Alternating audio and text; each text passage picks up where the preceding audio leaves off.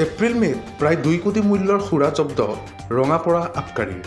লোকসভা নিৰ্বাচনৰ অধিসূচনা জাৰি হোৱাৰ পাছত শোণিতপুৰৰ ৰঙাপাৰা আবকাৰী বিভাগে প্ৰায় 2 কোটি টকাৰ অবৈধ সুৰা জব্দ কৰিবলৈ সক্ষম হৈছে। আবকাৰী বিভাগে সংবাদ মাধ্যমৰ আগত প্ৰকাশ কৰা অনুসৰি ৰঙাপাৰা তথা ভালুকপুং গেটত চলোৱা অভিযানত আবকাৰী বিভাগে এই সময়ত প্ৰায় 25 লাখ টকাৰ অৰুণাচলী সুৰা জব্দ কৰে। উল্লেখযোগ্য যে এপ্ৰিল আৰু মে' মাহৰ বৰ্তমানলৈকে ৰঙাপাৰা আবকাৰীয়ে ইয়াৰ অধীনস্থ অঞ্চলত এনে সুৰা সৰবৰাহ কৰা বাহন জব্দ কৰাৰ লগতে সৰবৰাহকাৰীও কৰায়ত্ব কৰিছে। তদুপৰি আবকাৰী বিভাগে আন নিৰাপত্তা বাহিনীৰ সৈতে চলোৱা অভিযানত প্ৰায় 25 লাখ টকাৰ গাঞ্জাও এই সময়ত জব্দ কৰিছে। ভালুকপুঙত আবকাৰী বিভাগৰ এক স্থায়ী তালাচী চকী স্থাপন হ'লে অৰুণাচলী সুৰা অসমত প্ৰৱেশ কৰাটো বন্ধ হৈ পৰিব বুলিও কয় ৰঙাপাৰা আবকাৰীয়ে। আপোনালোকে কণ্টিনিউ অভিযান চলাই আছে, কিমান দিন ধৰি অভিযান চলি আছে? আমি এয়া মানে MCC যেতিয়াৰ পৰা লাগিছে মডেল কোড অফ কণ্ডাক্ট তেতিয়াৰ পৰা আপোনাৰ মানে আমি কণ্টিনিউৱাছ ইয়াতে দিনে ৰাতি অভিযান চলাই আছোঁ।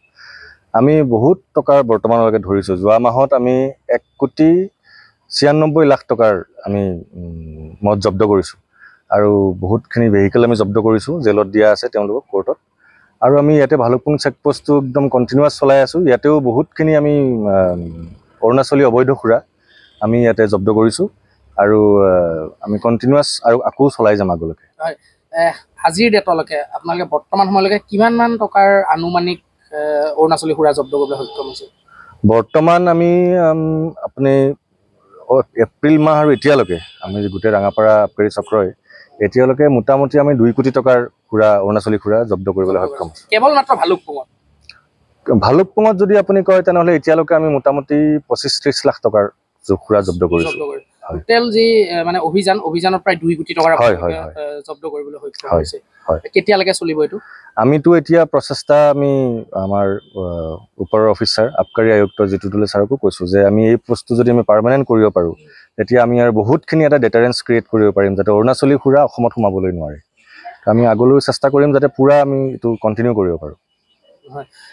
কেৱল অৰুণাচলী সুৰাৰ বিৰুদ্ধে অভিযান আপোনালোকৰ?